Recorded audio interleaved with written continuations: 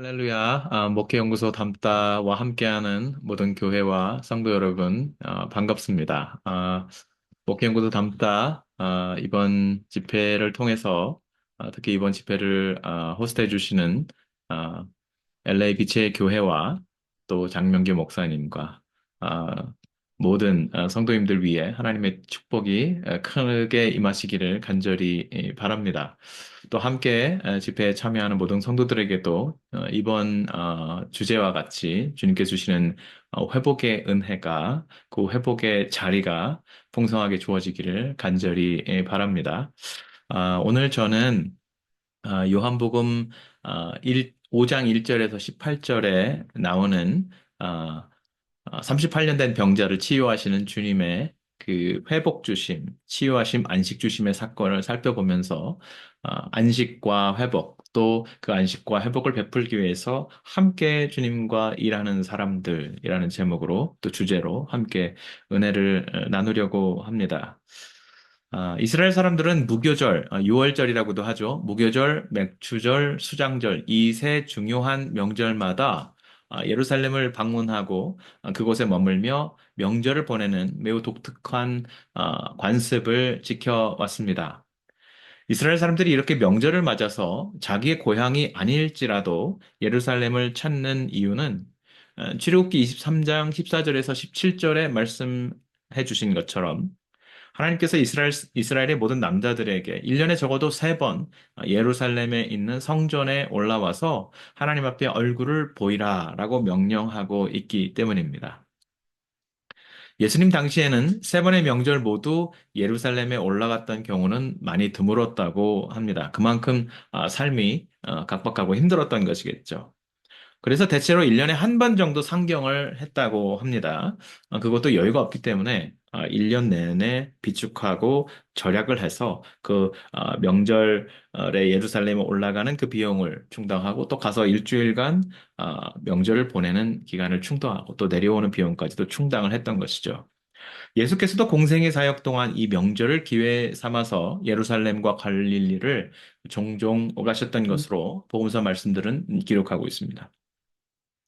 예수께서 가나 혼인 잔치에 참석하신 후로 제자들과 함께 유월절 명절을 맞아서 예루살렘에 올라가셨고 그곳에서 한동안 사역을 하시다가 다시 사마리아를 거쳐서 갈릴리로 내려오시죠.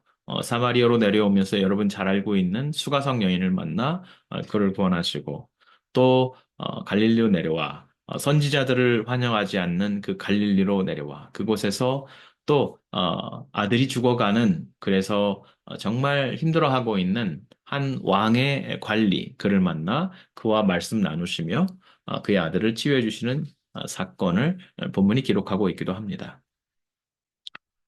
그리고 나서 한동안 시간이 흐른 것 같고 이제 예수께서는 다른 명절을 맞아서 또 예루살렘으로 올라가십니다.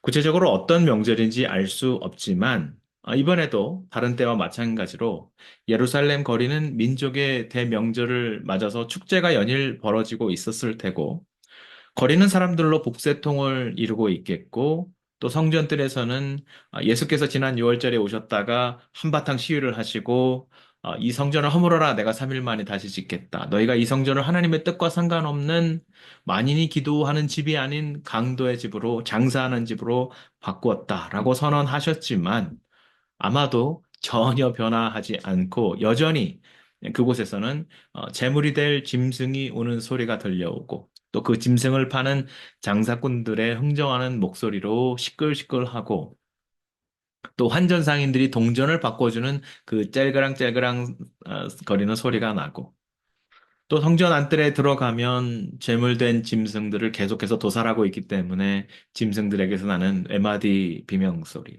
또 그 재물에서부터 터져 나오는 피들, 또 그것을 번제로 태울 때 나는 냄새들, 정말 시끌시끌하고 타는 냄새로 진동을 하고 복잡하기 그지 없는 그런 상황의 연속이었을 것입니다. 성전 밖으로 조금 걸어 나가면 예루살렘 장터에 이스라엘 온 지역에서 올라온 사람들, 또 소아시아 전 지역에서 순례를 온 그 나라 복장과 언어를 말하고 있는 사람들, 그 사람들 정말 진풍경이었을 것입니다. 또 그들이 가져온 여러 가지 물품들이 여러분 그 상점에 나와서 팔리고 있기도 했겠죠. 게다가 예루살렘에 올라올 때 사람들은 주로 고향에서 마을 단위로 함께 올라오고 이동하고 또 함께 머물다가 돌아가기 때문에 그간에 서로 나누는 정겨움과 기쁨이 정말 그지 없었을 것입니다. 풍성하게 그지 없었을 것입니다. 이 모든 것들이 명절이 되면 늘상 있는 일인데 그 명절에 주님께서 또 예루살렘을 찾으신 것입니다. 그런데 주목할 것은 그런데 예수께서는 유독 이번 명절에는 올라오셔서 그 성전에도 혹은 북적거리는 거리도 혹은 지인들이 살고 있는 집도 아닌 다른 한 곳을 찾아 들르셨습니다. 본문은 그 장소가 베데스다 연못이라고 밝히고 있습니다.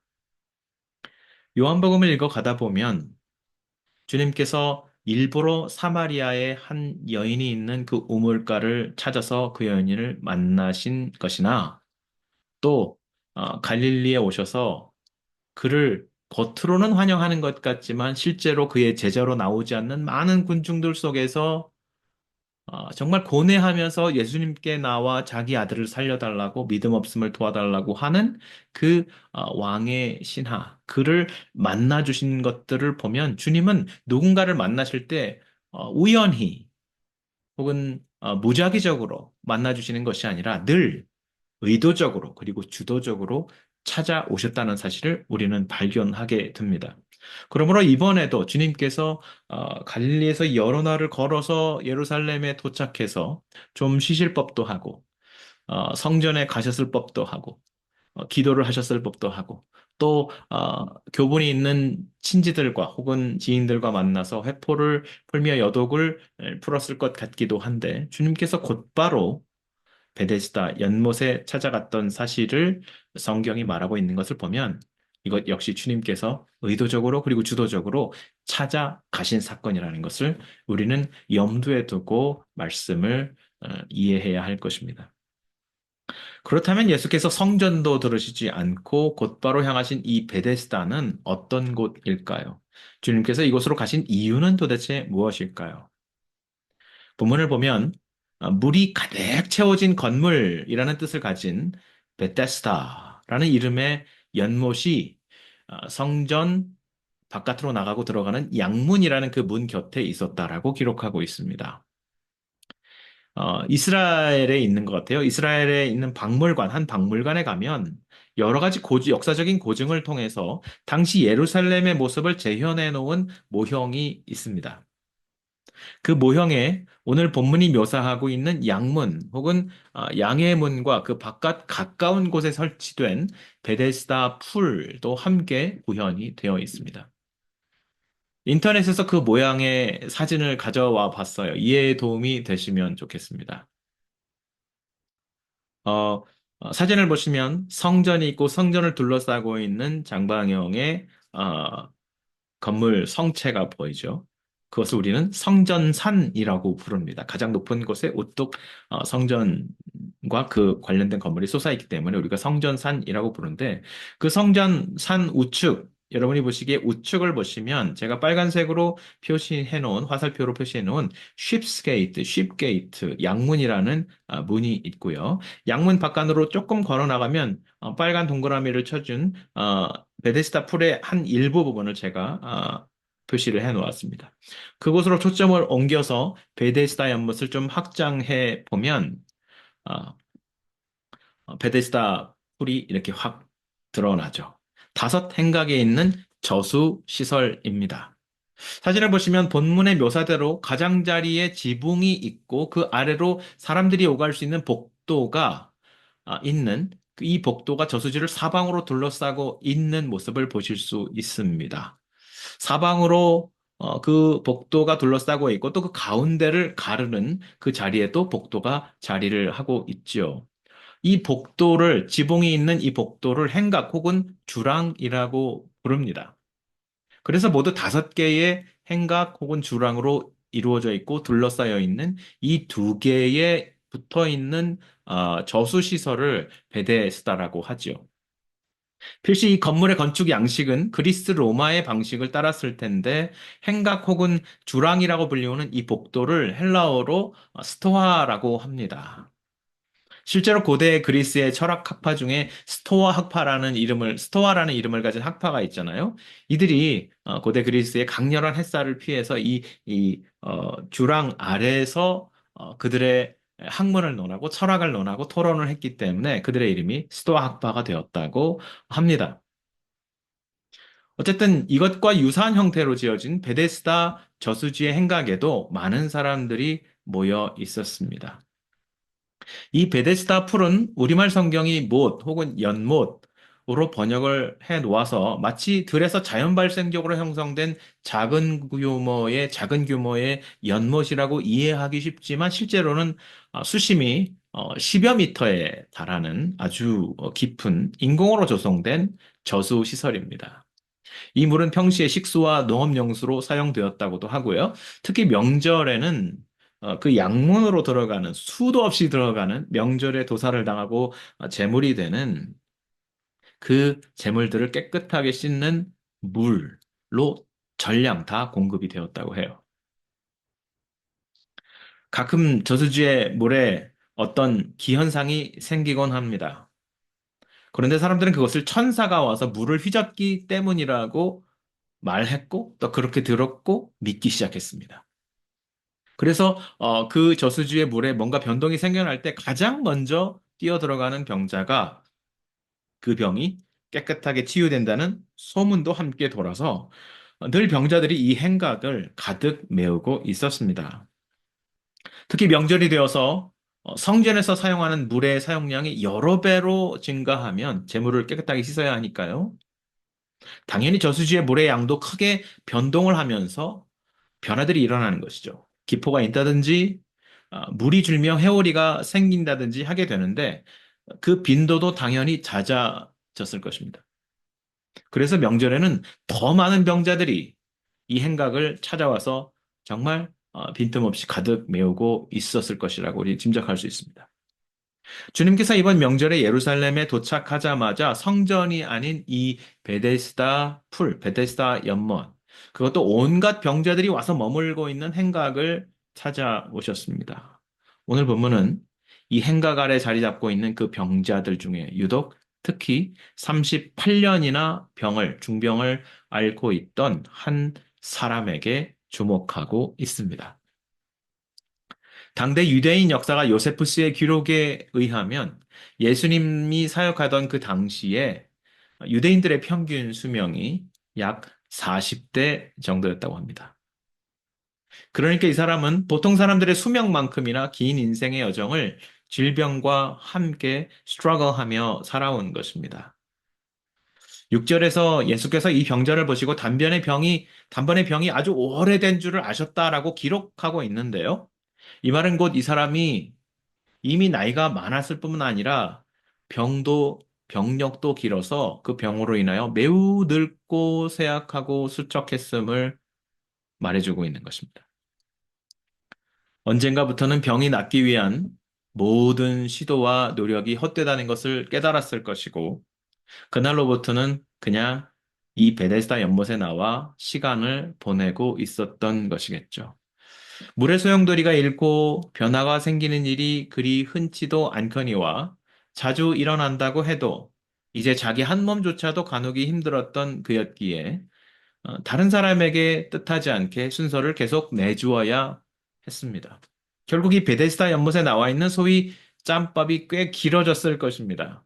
또 그 말은 이런 의미이기도 하겠죠. 물의 변화가 있어서 제일 먼저 뛰어 들어가도 소문처럼 병이 낫기는커녕 이미 면역력이 낮아지긴 상태에서 차가운 물에 들어가서 오히려 감기가 걸리거나 더 큰 병을 얻게 되는 경우도 있고 그것으로 인해 병이 더 중해지고 심지어는 목숨을 잃는 경우도 꽤나 보지 않았을까라는 생각을 해볼 수 있습니다. 그가 지금 여기 오늘도 베데스다에 나와 있는 것은 물에 들어가서 병이 나으리라는 소망 때문만은 아니었을 것이라고 우리는 생각해 볼 수 있는 것이죠. 예수께서 병이 오래된 바로 이 사람에게 다가와 물으십니다. 내가 낫고자 하느냐? 그가 이렇게 대답하죠. 주님, 물이 움직일 때에 나를 못에 넣어주는 사람이 없어서 내가 가는 동안에 다른 사람이 먼저 내려갑니다. 저는 이제 힘이 없고 저는 이제 너무 수척해서 내 몸 하나 가누기도 힘든데 물이 움직여도 그곳에 빠르게 들어갈 수가 없습니다. 이제 제 주변에 도와주는 사람도 없습니다. 그래서 누군가 먼저 들어갑니다. 그래서 이 물에 들어가서 낫는 일은 저에게 일어나지 않을 것이라고 생각합니다. 그것이 유일한 소망이라면 저에게 소망은 없습니다. 이런 말을 하는 것 같습니다. 하지만 저는 이것보다 조금 더 복잡하게 이 메시지가 다가옵니다. 그렇게 그저 단순하게 말하기에는 이 사람은 너무 오랫동안 병을 앓아왔고, 너무 오랫동안 세상을 비관적으로 바라보았고, 너무 오랫동안 절망에 노출되어 있었습니다. 제게는 병자의 대답이 이런 말로 들려오곤 합니다. 주님, 낫길 원하냐고요? 주님 보십시오. 물이 움직일 기미도 없거니와 움직인들 제가 다른 사람보다 빨리 들어갈 수 있겠습니까? 옆에서 함께 기다려주고 도와주던 사람들도 이제 지쳐서 모두 떠났습니다. 그저 여기 말고는 갈 곳이 없어서 와 있는 것 뿐입니다. 제가 시가지로 가겠습니까? 제가 성전에 들어가겠습니까? 이 부정한 몸으로 뭘 하겠습니까? 제가 그곳에 가면 사람들이 얼마나 불편해지겠습니까? 저는 또 얼마나 위험에 처하겠습니까? 자칫 잘못했다가는 사람들에게 손가락질을 받고 돌 던짐을 받기 십상입니다. 그래서 이곳에 아무런 문제가 일어나지 않을 이곳에 그저 가만히 있을 수 있는 이곳에 와 있는 것뿐입니다. 실제로 베데스다 연못 밖에는 이런 저의 읽기가 그럴듯하다는 것을 지원해주는 현상들이 꽤 여기저기 벌어지고 있습니다. 베데스다 연못 가까운 곳에 양문이 있다고 말씀드렸습니다. 그 양문을 통과하기만 하면 성전 내부가 바로 나와요. 성전 뜰이 바로 나옵니다. 세상 모든 곳에서 모이던 사람들이 거기 북적거리고 있고 거기서 더 안으로 들어가면 쉴 새 없이 제사가 드려지고 있습니다. 원통 복새통일 것입니다. 여기 조금 바깥, 그 양문 바깥 베데스다에 이렇게 움직일 힘이 없고 말할 힘도 없고 병 들려 있는 사람들이 잔뜩 모여 있을 것이라고는 그중 어느 누구도 상상하지 못했을 겁니다.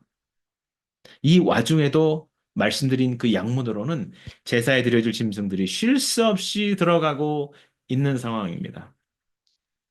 양문은 사람들이 드나는 물은 아닙니다. 성전 북동쪽에 나 있는 말 그대로 베데스다 연못과 엎어지면 코 닿을 만한 거리에 있는 문인데 제사에 제물로 드려질 짐승들이 계속 들어가는 문입니다. 명절이 되면 평소에 수십 배가 혹은 수백 배가 넘는 짐승들이 이 문을 통해 성전에 들어가고 또 쉴 새 없이 제사가 드려지고 그 제물을 씻기 위해 물을 많이 사용하기 때문에 물의 변화도 자주 일고 그래서 병자들이 이곳에 더 많이 찾게 되는 것이었겠죠. 어차피 여기 있는 병자들의 대다수는 율법의 기준에 부정한 자이기 10중 8구이라서 시가지에 나가면 자칫 잘못하면 사람들의 눈살을 찌푸리게 하거나 문매를 맞기 십상이죠. 일수이죠.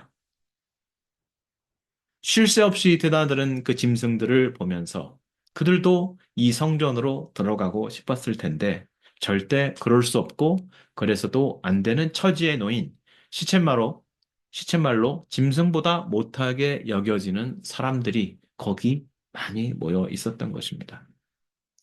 명절의 기쁨과 가족들의 재회와 시끌시끌벅적한 모든 즐겁고 재미있는 일들과는 전혀 상관이 없는 사람들에 의해 철저하게 소외되고 잊혀지고만 그런 사람들이 모여 있는 바로 그 베데스다 연못입니다. 근데 여러분 여기서 우리가 한 걸음 더 들어가서 또 하나의 질문을 해볼 수도 있습니다. 대체 누가 이 소문을 낸 것일까요?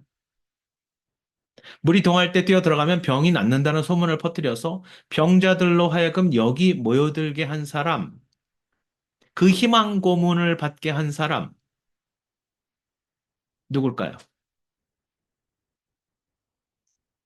말씀드린 것처럼 명절이 되면 물의 변화가 많기 때문에 사용량이 많아서 물의 변화가 많기 때문에 더 많은 기포도 일고 소용돌이도 또 일고 그럴 겁니다. 그러면 당연히 더 많은 병자들이 이곳을 찾게 되겠죠. 이 소문을 퍼뜨린 사람은 아마 그렇게 될 것이라는 걸 알고 그렇게 말하지 않았을까라는 생각을 해 봅니다. 명절에 이 부정하고 추하고 냄새나는 병자들이 거리를 활보하지 못하고 한 곳에 모여 있게 하려고 마치 올림픽을 할 때 길거리에서 다 보이는 판자촌을 다 허물어 버리고 어느 곳으로 사람들을 수용시키고 다 흩어져 버리게 했던 그 우리의 부끄러운 역사와 마찬가지로 그렇게 했던 것은 아닐까. 그래서 이 베데스다 연못 혹은 저수지는 당시 일종의 의도적으로 강요된 모여 있게 한 복지 수용 시설과 같이 되어버렸던 것은 아닐까라는 생각을 해봅니다. 본문에 의하면 예수께서 베데스다를 찾은 그날은 안식일이었습니다. 참 아이러니한 상황입니다. 바삐 움직이던 사람들이 이제 쉼을 누리면서 아무 일도 하지 않는 날이 당시 안식일의 전형적인 모습인데 이 사람들은 물의 변화가 있기만 하면 기다리다가 뛰어들려고 뭔가를 하려고 기다리고 있는 사람들입니다. 이 38년 된 병자는 사실 그조차 하지 못하는 말하자면 안식을 강요당하고 있는 사람이지요. 과연 이네들의 삶에 쉼이라는 것이 안식의 평안이라는 것이 그 안식을 통한 하나님을 깨닫고 알아감이라는 것이 본질적인 의미에서의 회복이라는 것이 가당키나 한 말이었을까 생각해 봄직합니다. 또 반대로 생각해 보면 율법의 안식을 문자적으로 지키는 일이야 이 사람들보다 더 쉬운 사람이 쉬운 경우가 있었을까라는 생각이 들어요. 아무것도 하지 않는 날이기에 물에 움직이는 일도 줄어들었을 것입니다. 제사의 숫자도 공식적으로 드리는 그 제사만 있었을 것이고, 그러니 물의 양이 변하지 않으니 더 물은 잠잠했을 것이고, 그 잔잔한 수면을 보며 그저 가만히 기다리기만 하면 되니까, 이렇게 아무 일도 하지 않고 아무 일도 할 수도 없고, 그래서 아무 일도 일어나지 않는 그 물리적인 쉼의 시간 동안 사실 병은 점점 더 깊어가는 이 사람들에게 안식이 과연 있기나 한 것일까? 이 안식일은 도대체 어떤 의미일까 싶습니다. 그런데 성경은 바로 이 안식 없는 강요당한 거짓 안식으로만 가득 채워진 안식이 아닌 안식일만 있는 이곳에 안식의 주인이신 예수께서 만물을 회복시키시는 주님께서 찾아오셨다라고 말씀하십니다.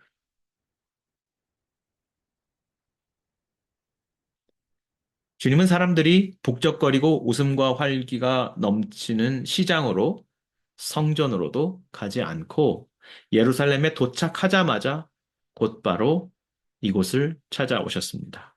이 큰 안식일 명절에 어떤 안식도 누리지 못하고 있는 아프고 배고프고 처량한 사람들이 모여 있는 그들로 빽빽하게 채워져 있는 부정한 사람들로 가득 채워져 있는 누군가 만든 헛소문에 의미 없는 소망을 걸고 거기에 그저 몸을 의탁하고 있는 이 베데스다라는 절망의 창고, 절망의 수용소로 주님께서 찾아온 것입니다.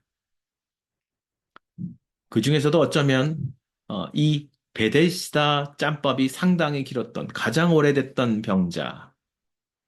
사실 따지고 보면 이미 여러 차례 물에 들어가 봤을 법한 이 사람. 그럼에도 치유는커녕 병만 더 중해져 갔던 이 사람. 구약 성경의 나아만 장군은 요단강에 7번 몸을 담그고 병이 나았다는데 자신은 오히려 더 늙고 쇠약해져만 가고 있는 그래서 이방인보다 못한 존재, 짐승보다 못한 존재, 베데스다 연못의 터줏대감. 어쩌면 하나님도 이제 외면해버린 그런 존재, 그렇게 생각하고 있는 그런 존재, 이 사람에게 안식의 주인이신 하나님의 아들이시고 친히 하나님이신 예수께서 그에게 불현듯 불쑥 소리 없이 찾아오신 것입니다. 그 역사가 이곳에 일어났다고 성경은 증언하고 있습니다. 그리고 주님께서는 그에게 찾아가서 말하십니다. 내 자리를 들고 걸어가라. 이곳 베데스다는 안식의 장소도 위로의 장소도 아닌 오직 고통과 소외와 절망과 포기의 장소일 뿐이니 내가 주는 안식의 힘으로 그 회복의 힘으로 이곳을 떠나라. 참된 안식을 찾아가라. 이 자리를 들고 이곳을 떠나 그 자리는 내어다 버리고 다시 안식의 자리를 찾으라고 말씀하시는 것이죠. 이 말씀을 하시자마자 병자의 팔다리에 온몸에 피가 돌고 힘이 솟습니다. 따뜻해집니다. 물이 움직여도 그것을 보면서 내려가지 못하던 이 병자의 몸에 생명의 기운이 돌고 움직일 수 있는 힘이 생깁니다. 가만히 있는, 아니, 무언가를 하려고 해도 몸이 움직이지 않는, 그저 강요된 안식에 사로잡혀 있던 그에게 이제 참 안식의 자리와 안식을 나누는 사람들, 공동체를 향해 찾아갈 수 있는 존재, 그런 살아있는 존재가 된 것입니다. 그는 주님께서 말씀하신 대로 오래도록 자신이 차지하고 있던 이 절망의 자리, 아무것도 일어나지 않는 자리, 그 자리를 들고 일어나 사람들에게로, 공동체에로, 일터로 다시 돌아갔습니다. 참된 안식, 주님께서 주신 안식. 그 안식은 하나님께서 주신 가장 나다운 나, 하나님께서 창조하신 가장 하나님의 뜻에 합당한 하나님의 형상된 나다운 나로 회복되는 과정입니다. 그것이 안식입니다. 그 안식은 하나님이 지으시고 하나님이 원하시고 뜻하신 나로의 회복이기 때문에 오직 주님과의 만남을 통해서만 시작될 수 있는 것이죠. 그렇기 때문에라도 우리는 우리의 의지와 몸부림만으로는 주님께 갈 수가 없고 그 안식을 우리 안에 회복시킬 수 없습니다. 아무리 몸부림을 쳐도 물속에 먼저 들어가지 못하는 이 병자처럼 우리도 스스로의 결심과 행위만으로는 주님께 나아가지 못하고 우리 안에 안식의 회복을 경험할 수 없습니다. 반드시 그가 먼저 우리에게 오셔야 합니다. 그것이 안식과 회복의 시작입니다. 이것을 아는 것이 안식과 회복의 시작입니다. 주님께서 우리에게 이렇게 말씀하셨죠. 요한복음 4장 23절에서 24절 말씀입니다. 아버지께 참되게 예배하는 자들은 영과 진리로 예배할 때가 오나니 곧 이때라. 지금이 바로 그때라. 하나님께 예배하는 자들이 영과 진리로 예배할 수 있게 된다. 지금이 그때다. 왜요? 그리스도께서 아버지를 자기 안에 품고 그리스도께서 우리에게 오셨기 때문입니다. 또 계속해서 말씀하시죠. 아버지께서는 자기에게 이렇게 예배하는 자들을 찾으시느니라 혹은 찾아오시느니라. 하나님은 영이시니 예배하는 자가 영과 진리로 예배할지니라. 왜죠? 그가 찾아오심으로 참된 영으로의 예배의 길이 우리에게 열렸기 때문입니다. 아버지께서는 이번에도 아들을 통해 이 안식을 잃고 예배를 잇는 이들을 찾아오셨습니다. 하나님께서 예수를 통해서 이루신 이 일이 곧 38회 동안 병든이에게 드디어 참된 안식으로 찾아왔습니다. 우리의 안식은 하나님의 일하심으로, 우리의 안식은 하나님의 일하심으로, 하나님의 찾아오심으로 인해 이루어지고 주어지고 지켜지는 것입니다. 38년이나 병든 몸을 안고 끌고 살아왔는데 자신은 저 양문으로 드나드는 짐승만도 못한 사람이라고 생각했는데 이제 갑자기 나타나 이름도 밝히지 않고 자신을 치유해준 어떤 한 사람 때문에 이제 병자는 양문이 아닌 사람들이 드나드는 문으로 떳떳하게 성전에 들어갈 수 있게 되었습니다. 그리고 그 성전으로 들어가게 되죠. 예수께서 그 성전에 가는 그 치유받은 병자에게 다시 나타났습니다. 그리고 그에게 말씀하세요. 보라, 내가 나았으니 더 심한 것이 생기지 않게 다시는 죄를 범하지 말라. 보라, 내가 나았으니 더 심한 것이 생기지 않게 다시는 죄를 범하지 말라. 대개 사람들은 이 말씀을 죄, 그리고 그 죄를 위한 보응의 그 인과관계를 설명하는 말씀이라고 생각하는 것 같습니다. 죄를 지었기 때문에 병에 걸리고, 병에 걸렸으니 분명히 어떤 죄를 지었을 것이라고, 그 병의 정도에 따라 그 사람의 지은 죄의 크기도 달라질 것이라고 그렇게 생각하는 경향이 있는 것이죠. 그런 해석의 여지를 주는 것 같기도 합니다. 실제로 당대 유대인들이 죄가 병의 원인이라는 단순한 생각을 했습니다. 그런 증거들이 구약이나 여러 곳에 나타나 있는 것도 사실입니다. 따라서 주님의 이 말씀이 이 사람이 병에 걸린 것은 그가 어떤 심각한 죄를 지었기 때문, 혹은 그의 부모의 심각한 죄 때문이었을 것이라고 해석할 여지를 주는 것 같기도 합니다. 하지만 저는 예수께서 굳이 몸이 이미 나아서 성전으로 제사장의 내가 나았다라는 제사장의 선언을 듣기 위해서 성전에 가고 있는 이 사람을 일부러 찾아와서 나는 내가 전에 지은 모든 죄를 다 알고 있어라고 공포를 조장할 필요가 있었을까라는 생각을 합니다. 되려 예수께서 이 사람을 다시 찾아오신 것은 그에게 주어진 이 치유와 안식이 단지 그의 몸의 회복뿐 아니라 마음과 생각과 행실의 전인을 온전케 한 사건이라는 것을 말해주기 위함이었다고 생각합니다. 너는 지금 몸이 나은 것이 아니라 내가 너라는 하나님이 지으신 너라는 그 전인, 그 본질 전체를 내가 회복시켰다라는 사실을 말씀해 주신 것이죠. 그의 믿음이란 정말 보잘것없는 수준이었지만 그에게 먼저 다가오셔서 작은 믿음을 주시고 믿음의 문을 여시고 그 열린 믿음의 문으로 한 사람의 전인을 회복시켜서 참 안식과 회복의 역사를 시작하게 해주신 그 사건이 이 사람 안에 일어났다는 것입니다. 여러분, 안식은 그저 몸이 건강해지거나 사회적 지위가 회복된다고 해서 얻어지는 것이 아닙니다. 물론 그것이 반드시 필요하지만 우리가 좀 몸을 편하게 눕히고 쉬게 한다고 해서 그것이 주님께서 우리에게 주시는 안식의 전부라고 이해해서는 안 되는 것이죠.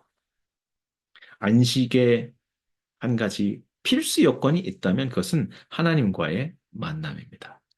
하나님의 찾아오심입니다.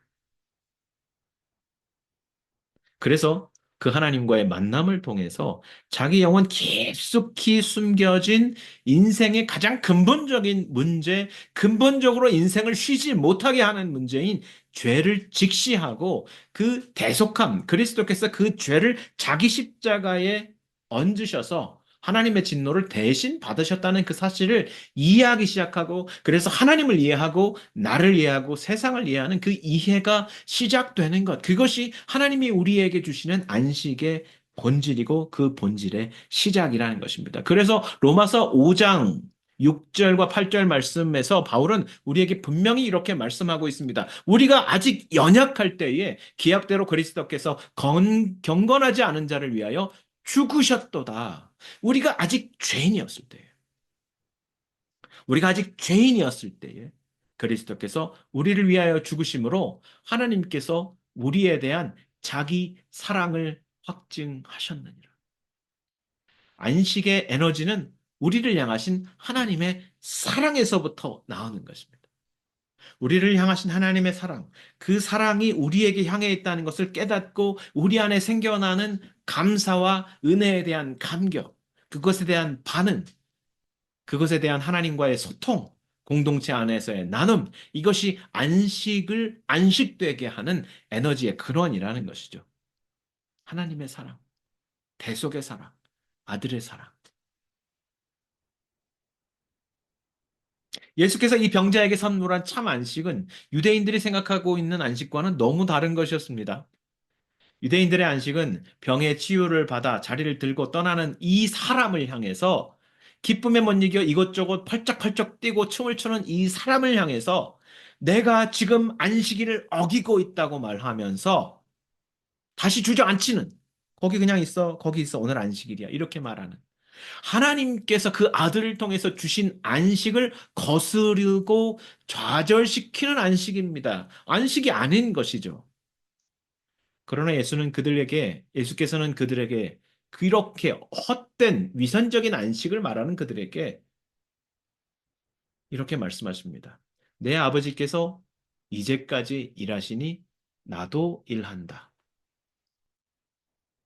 내 아버지께서 지금까지도 일하고 계시고 그의 일하심으로 이 불쌍한 사람에게 안식을 주고 계시고 나도 그와 함께 일하고 나도 그와 함께 안식을 베푸노라. 이렇게 말하는 것입니다. 나의 안식은 내 아버지의 일을 하는 것이다. 예수께서 사마리아 수가성에서 한낮에 물을 기르러 온 그 여인에게 주님의 구원을 베푸시면서 주님이 거기서 완전히 지치셨는데 그 구원의 말씀을 나누어 주실 때에 예수의 몸이 회복되고 거기서 하나님의 안식이 그 여인과 함께 나누어지는 것을 그 여인도 보았고 훗날 후에 잠시 후에 예수님의 음식을 가지고 온 그 제자들도 보았습니다. 그 제자들에게 예수님께서 하신 말씀입니다. 나의 안식은 아버지의 일을 하는 것이다. 나의 음식은 내가 먹는 음식은 그 음식을 먹고 내가 다시 평안해지고 내가 회복되는 그 안식은 아버지의 일을 내가 성취하는 것이다. 라고 말했습니다. 너희들의 안식도, 너희가 누릴 안식도 따라서 아버지의 일과 나의 일이 성취됨에 의해서만 누려지는 안식이라는 사실을 우리에게 말씀해주고 있는 것이죠. 여러분, 하나님의 일, 그것은 무엇인가요? 한 영혼을 위해, 한 영혼의 잃어버린 안식을 되찾아 주시기 위해 그 사람을 하나님께서 지으신 사람으로 전인으로 회복시키시기 위해 아버지와 성령과 아들이 완전한 교제 안에서 서로의 뜻을 완전히 이해하고 완전히 신뢰하는 관계에서 서로에게 순종하고 보내고 함께 일하는 것입니다. 주님은 그렇게 지금 아버지와 성령과 함께 일하고 계신 것입니다. 그래서 그 완전하신 협력적인 창조를 완전히 이루셨을 때 그 하나님의 일의 결과로 그 자기 백성인 첫 아담이 쉬고 또 온 세상이 쉬고 누리고 나누고 안식을 베풀고 교제할 때에 그것을 보시고 하나님이 안식하셨다라고 말하는 것입니다. 그들에게 복 주신 그것을 안식이라고 말하는 것입니다. 그저 아무것도 하지 않는 것이 안식이 아니라는 말입니다. 이미 태초부터 아무것도 하지 않는 것이 안식이라는 말이 아니고 그 안식에 일어나는 많은 하나님의 안식을 누리는 존재들, 동물들을 돌보며 사랑하며 아끼며 행복하게 만들어주는 그 아담의 사역, 그것이 안식이었다는 말입니다. 안식의 참된 의미는 우리의 참된 자아로 회복되어 가는 참된 의미는 아무것도 안 하는 것이 아니라 삼위일체 하나님의 교제 안에 머물러 있는 것입니다. 예수 그리스도 안에서 예수에게 연합된 그의 백성들도 예수 안에 있으므로 하나님 아버지의 뜻과 그의 일을 순종함으로 바쁘고 힘들고 지쳐도 그 안식을 누리게 되는 것이죠. 안식이라는 것은 날과 때와 규정을 지킨다고 누려지는 것이 아니고요. 예수 안에 머물러 있는 것, 그와 교제하는 것, 그가 하시는 일을 그분과 함께 하는 것, 그가 섬기시는 사람들을 그분과 함께 섬기는 것, 그렇게 그분의 용서와 사랑 안에서 머무는 것, 그것입니다. 예수께서는 우리에게 이 안식을 주시기 위해 아버지의 일을 하셨습니다. 그 일을 멈추지 않으셨습니다. 그리고 그 모든 아버지의 뜻과 일을 십자가에서 완전히 성취하셨어요. 정작 자신의 안식은 모두 다 빼앗기셨습니다. 죽임을 당하셨습니다. 자기의 안식을 빼앗기심으로 우리의 안식을 성취하셨습니다. 우리는 그가 겟세만에서 영혼의 안식을 잃고 번뇌하고 괴로워하며 아버지께 울부짖는 모습을 기억하고 있습니다. 우리를 위하여 그 안식 이름, 안식 내어주심이 얼마나 고통스러운 일이었는지 우리는 목격합니다.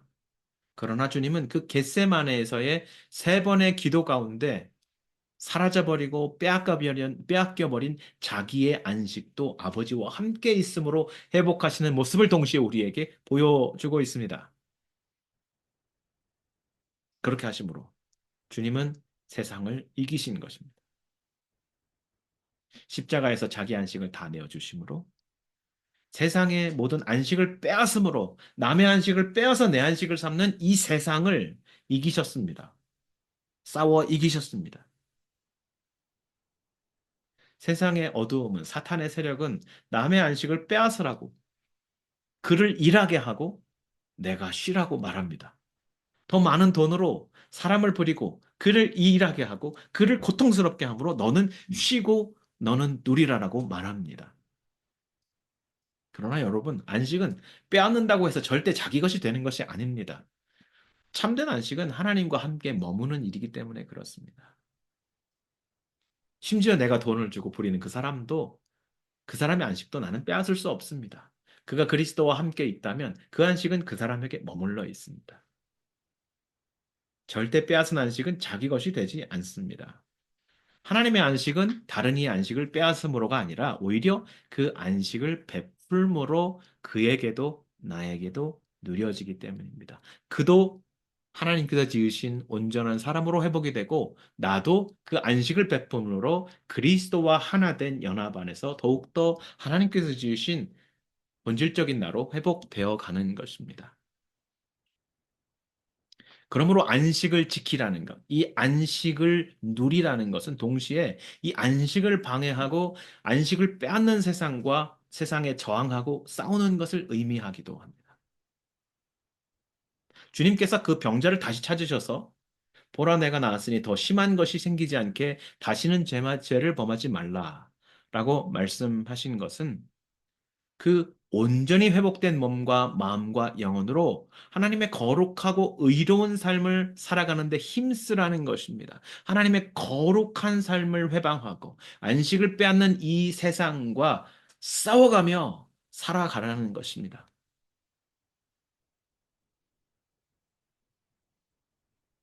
겉으로는 하나님의 백성을 안식의 은혜로 이끌고 있는 것 같지만 실제로는 병들고 소외된 이들에게 영영 안식의 기회를 막고 빼앗고 있는 바리새인들을 위시한 종교 지도자들. 그들의 위선에 동참하지 말고 저항하라는 것입니다. 안식을 누리려고 해도 연약하고 힘이 없고 돈이 없고 주류 사회로부터 소외되어서 관심과 사랑을 받지 못하는 이들은 안식의 근처에도 가지 못하죠. 오히려 이런 사람들은 여유 있게 안식을 누리는 사람들을 위해 대신 일을 해야 하고, 대신 아파야 하고, 대신을 고통을 받는 경우가 많이 있습니다. 주님께서 누군가의 안식을 되찾아 주시는 일은 그 안식을 빼앗는 이들에게 그 안식을 빼앗는 삶의 방식에 대해 저항하고 싸우라고 말씀하시는 것인데, 그렇다고 우리가 이것을 혈육의 싸움으로 싸우라는 뜻은 아닙니다. 예수님의 십자가는 겉으로 보기에는 안식을 빼앗긴 일처럼 보이고 실패처럼 보입니다. 그러나 그 십자가의 길에 함께하는 모든 이에게 우리에게 참 안식이 주어지는 것을 우리는 사실 매일 예배마다 교제마다 경험하고 있습니다. 이것이 참 하나님의 사람으로 회복되어져 가는 과정입니다. 여러분 바리새인들의 음성을 들어보십시오.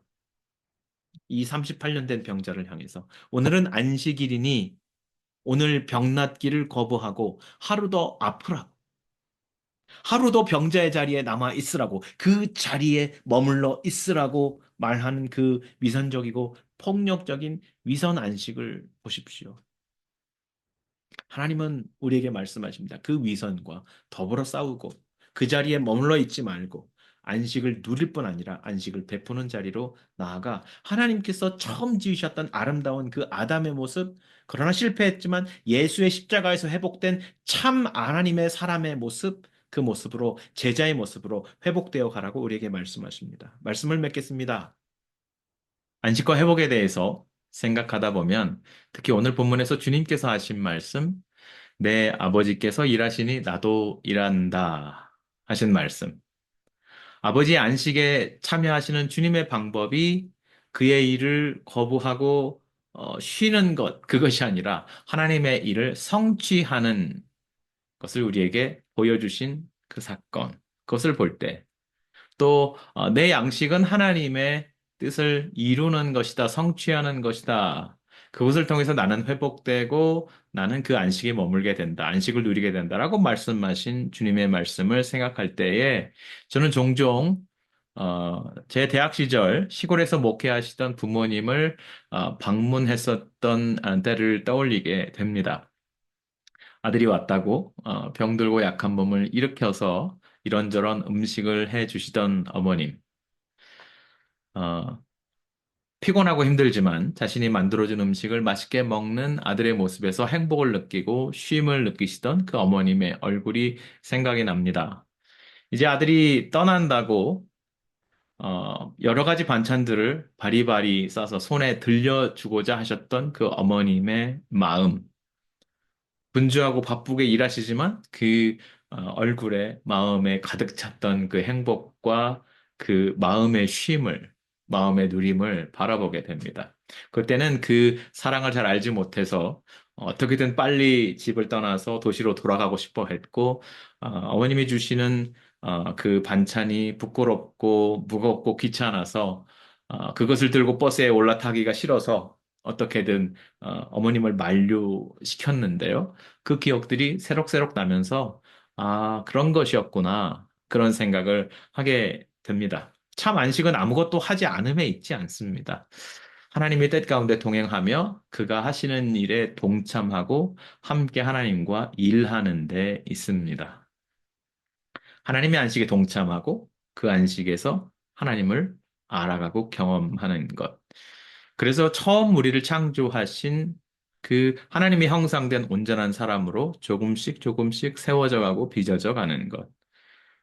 이것이 주님께서 우리 안에 이루시는 회복이고 안식이고 나의 나됨입니다. 이 회복을 통해서 주님께서 우리들이 나만이 아닌 성도와 이웃과 세상의 안식을 베푸는 존재로 변해 가기를 주님께서는 원하시고 이루어가고 계십니다. 또 그 과정에서 안식을 빼앗는 세상과 담대하게 싸우고 그들의 생각을 따르지 않고 그들의 태도를 따르지 않는 주님의 제자가 되기를 원하십니다. 하나님과 함께 일하는 이들로 세워져 가기를 원하십니다.